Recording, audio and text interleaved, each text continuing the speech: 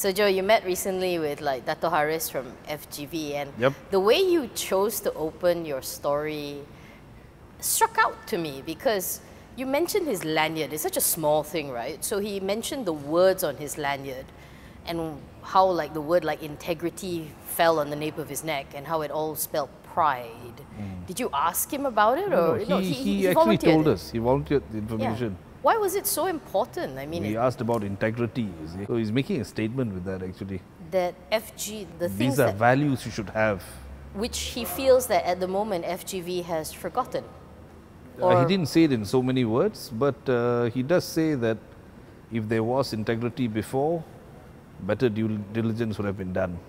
So he doesn't go out to say anything bad about the previous management or anything like that, nothing. But he just says what has to be done.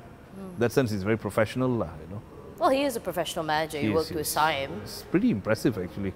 And that's why also, given his experience in SIAM, he wanted to, the focus now, he says, with FGV is to do the downstream stuff because they've always been known as upstream where you just sell CPO, right? Yeah, But yeah. because of that, you can get squeezed on a lot of margins. People, Yep. because you can only hold it for so long before it starts to Yep. go rancid. I mean, honestly, I didn't know that earlier.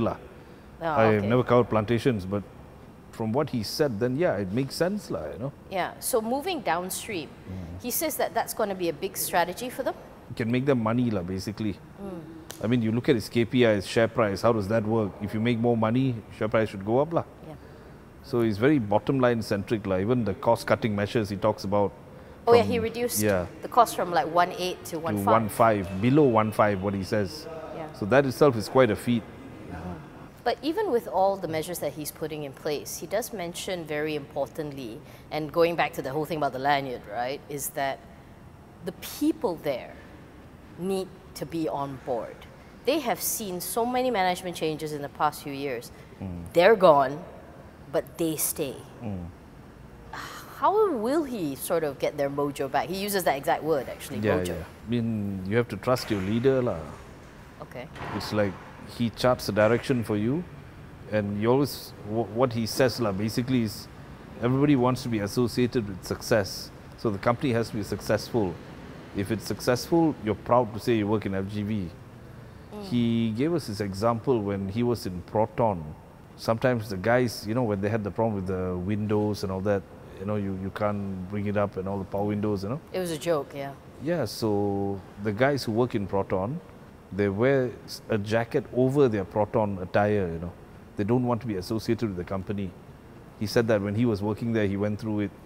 So he says, if your company is doing well, you're proud to be part of it. If not, it's tough, Did you ask him whether or not, as all this metamorphosis is happening, whether it would be better to sort of take FGV private? We did. But actually we share the same opinion, There's no reason for that, because when you are listed, there's more eyes on you. You cannot have, you cannot run the business without integrity. You're under a lot of scrutiny, So if you privatize it, like Felder, for example, half the things that happen there, no one knows even. You try and find the annual report, it's not always available, Okay. It's like, but FGV, you have to announce a Bursa, the APL, Asian Plantations acquisition, things went wrong, they're suing. All that because they're listed. If they're private, I don't think we'd be following so closely. Well, speaking of Felder, you also did mention that the relationship between them, at least to outsiders, right, it looks a bit tenuous. You change your name, you try and put some distance with yourself, but he refuted that. He said he can't say, yes, we're trying to distance ourselves. But you see, when your parent doesn't have a very good reputation, it's not easy to be linked to them, you see. But there will always be linked to them because of that land, the land lease agreement. The one thing that every analyst report I actually read brought up was that they think that in the Felder white paper, they're going to renegotiate this agreement that they have. And that made FGV's shares sort of panic. Did he talk about whether they are going to renegotiate it? They should renegotiate it. And maybe there'll be, what he painted was like this, that Felder, when they first negotiated, seemed like they were under the impression that CPO price would remain at 2,800. They were very bullish on it, but it fell quite a bit, you know. Yeah. Yeah, and so that's why they were impacted.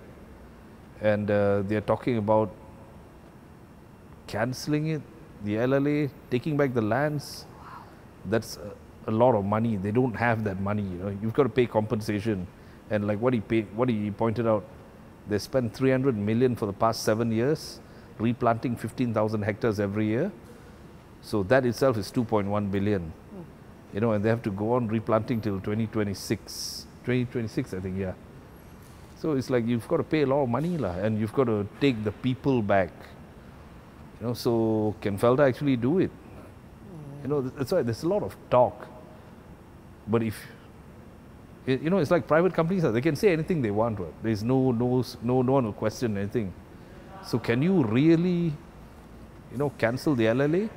It's like how you know, like poker, like that, playing poker. So they're saying this, but can they really do it? No, you know. You think he's got it in him? Hard to say, but he's got 3 years. And what was shocking was the amount of work he's done in 100 days. That's a lot, balancing a lot of stuff, man. For more on the stories, pick up a copy of The Edge Weekly at all good newsstands.